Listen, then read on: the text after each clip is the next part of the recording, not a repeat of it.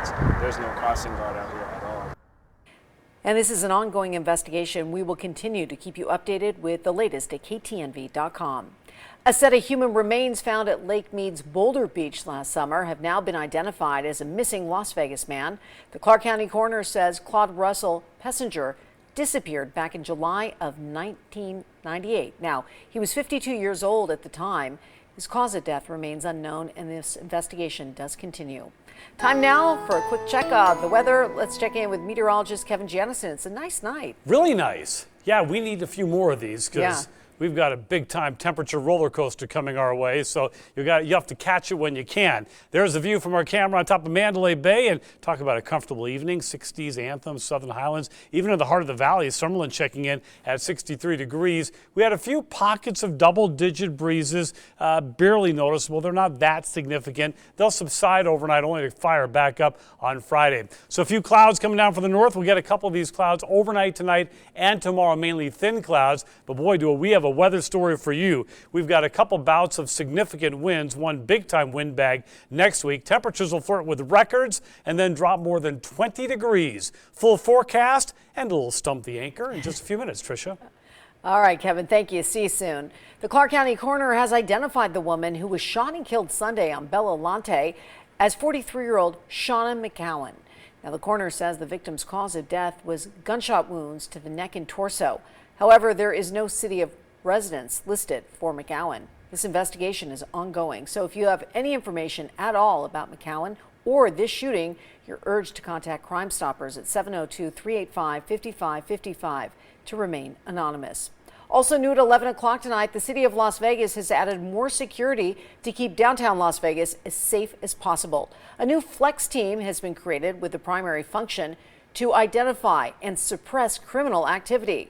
There will be more visible patrols and vehicles and on foot as well as other problem-solving efforts. From February through April, the team has responded to more than 500 calls resulting in 52 arrests and 115 citations. Well, now to the civil trial against former President Donald Trump. Author E. Jean Carroll claims that Trump sexually assaulted her in a Manhattan department store dressing room in the 1990s. Well, Trump has repeatedly denied the assault. ABC's Morgan Norwood has more from New York on Carroll's day in court. The writer who claims former President Donald Trump raped her inside a Manhattan department store dressing room nearly 30 years ago, taking the witness stand today in the federal civil case against him. E. Jean Carroll telling the court, quote, "I am here because Donald Trump raped me." The former advice columnist adding, "When I wrote about it, he said it didn't happen. He lied and shattered my reputation." Jurors were shown this photo of Trump, Carroll, and her then husband. Carroll testifying the photo is from their first encounter in 1987. Carroll says that in the mid-1990s, she bumped into Trump at the high-end Fifth Avenue store Bergdorf Goodman. She says he asked for her help in selecting a gift. Then she claims he lunged at her in a dressing room. Carroll telling the jury today, "My whole reason for being alive at that moment was to get out of that room." Trump is also accused of defaming Carroll by calling her allegations, quote, "a hoax and lie," saying "this woman is not my type" in a 2022 Truth Social post. And today, his legal team casting doubt on Carroll's testimony, saying, quote, "she can't tell you the date she claims to have been raped." Carroll's team telling the jury, quote, "while Miss Carroll doesn't remember exactly when this happened, she remembers almost every detail of what happened, and her testimony alone will be enough for you to find Donald Trump liable in this case." Trump's defense attorney called Carroll's suit an affront to justice, saying she's doing it for money, political reasons, and for status. As for whether the former president will testify in this trial, well, we should find that out this week. I'm Morgan Norwood, ABC News, New York. Now to an update tonight on the dog and puppies taken by the Animal Foundation after their owner was killed in a crash on the US 95 2 weeks ago. Well, today they were reunited with their owner's family. The Animal Foundation posted this video on social media of the reunion, and according to police, an off-duty Metro police officer is accused of driving impaired and causing the crash on the 95. As a result of this crash and the death of David Kingsley, the pets were taken. All the fees were waived for the family. Las Vegas Sands and Nassau County in New York have reached a lease agreement to give the Sands control over the Nassau Coliseum site. Now, the Sands says it wants to build a $4 billion resort on the 72-acre site in Long Island. It would include a casino, hotel rooms, conference spaces, a live entertainment venue, and much more. The company intends to apply for a New York commercial gaming license. Mart is releasing more information about its first location here in Nevada, and it's right here in Las Vegas. It's scheduled to open on the southeast corner of Sahara Avenue and Decatur Boulevard. The company says it will be more than 54,000 square feet and will also include a food court. Well, coming up live at 11, Metro Police to the rescue near the Las Vegas Strip, where officers took a duck and her ducklings to keep them off a busy road. Plus, addressing the nation's debt ceiling, why a bill to raise it could still face a long road to avoid debt default. Stay with us. Welcome back tonight. Well, check this out. Las Vegas Metro Police to the rescue. Metro officers helped a mama duck and her 9 ducklings cross a busy road near the Las Vegas Strip. With the help of a concerned resident, officers loaded the birds into a basket for a special police escort. Guess where? To Sunset Park, where they were released. Oh, I love that story. How cute. They're going to have a whole bunch of friends over there, I know. too. It's a great place to be. Yeah. And nice weather. Great weather. Yeah, if you're going to be waddling around in the water, no doubt. You're not going to like this question. I'm going to tell you right now, this Stump the Anchor question, because you always think I'm trying to trick you. And there is kind of a tricky component to this question. Okay. Okay, so in the past, we've talked about how many nozzles were in the Bellagio water show. We talked about which hotel had the most gaming machines. Okay. It's another Las Vegas question. Okay. All right, here it is. Which property here in Las Vegas has the most acres of land? And it's not just the building. So, you know, they've got pools in the back, parking garages. Which hotel, which property has the most acres of land? It's multiple choice. So you have a I'm 1 going in to call 3 Oscar chance. Goodman. Yeah, give him a call right now. Even though I know it's a county, maybe he knows, because he knows about land. There's no doubt. And a couple of them are combined because that's how they are listed with the assessor's office.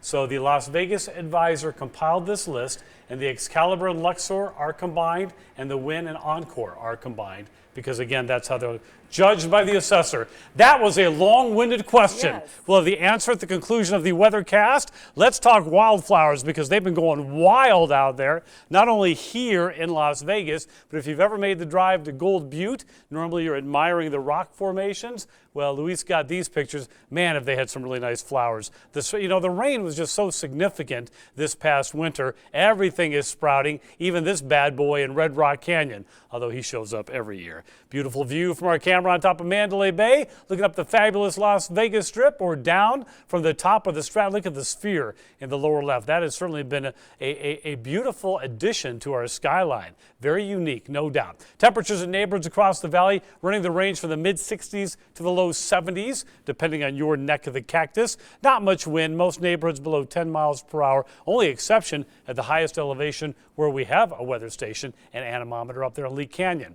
83 and 60, so barely above normal, but we've had 6 straight above normal days after an unbelievably cool start to the year. It sort of has switched here, and it will be switching again, but only for a couple of days. Mid-60s will be your start Thursday morning, mid-80s by the lunch hour. 83 today, we'll get to 90 or 91 for the high tomorrow. Shouldn't be much wind, maybe around 10 miles per hour in the afternoon, but that'll be it. So really just a couple of high clouds coming down from the north. They're pretty thin, might give us a pretty nice sunrise. The story is pretty simple. We've got this front. It's not the strongest of fronts, but it's up here to the north, right there, and the bulk of the energy is going to go well off to the east, but we're going to get whipped by the tail. And once that slides through, we're going to get some wind on Friday coming from the north. Those winds are going to gust up to around 40 miles per hour, which will get your attention. It's only going to knock the temperature down a couple of degrees, but that's just windbag number 1.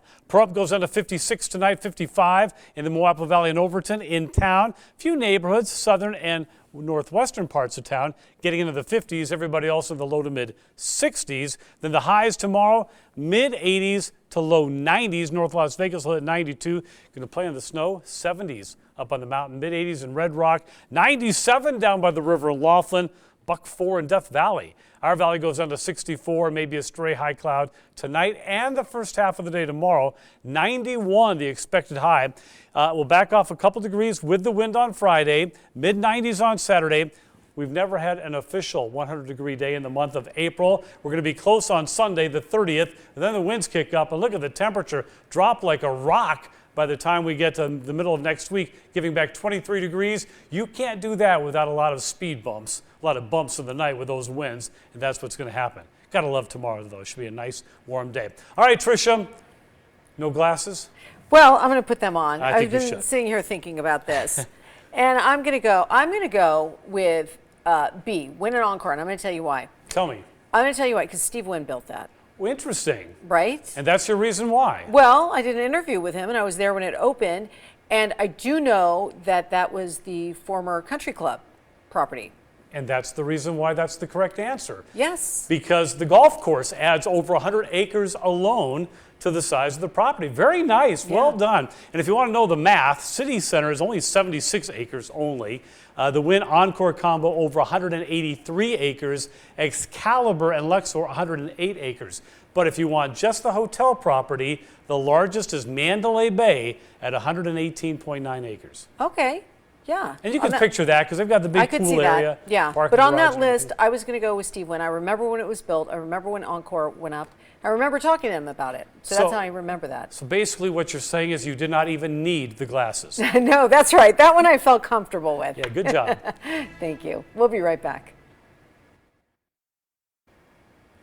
Welcome back. New tonight, today the House voted to pass a bill raising the nation's debt ceiling. But the deal to avoid a debt default still faces a long road ahead as U.S. quickly approaches the deadline. So how can you protect your money amid so much uncertainty in Washington? Well, Patrick Cornell takes a closer look. As lawmakers work to avoid the first ever U.S. debt default, what does it mean for your finances, and what can you do to protect your money amid all the uncertainty in Washington? A breach of the debt limit would be catastrophic to the financial system and the economy. Economists say if lawmakers fail to reach a deal to raise the debt ceiling, the U.S. would fail to pay back its debts and interest payments on national debt, which could disrupt Social Security payments, veterans benefits, and federal employee salaries. The longer it goes on, the more people aren't going to get paid, and the more chaos that will create throughout the economy. Experts say if you depend on government programs, take time to come up with a backup plan in case you lose access to those benefits. Also, this is a great time to revisit your budget or create one if you don't have one and find opportunities to save more money. The dysfunction that we're observing in Washington is very disconcerting and suggests that the lawmakers just aren't going to be able to get it together in a timely way. If there is a default, the economic ramifications could be widespread. Economists say any ding on the U.S. credit rating would likely raise interest rates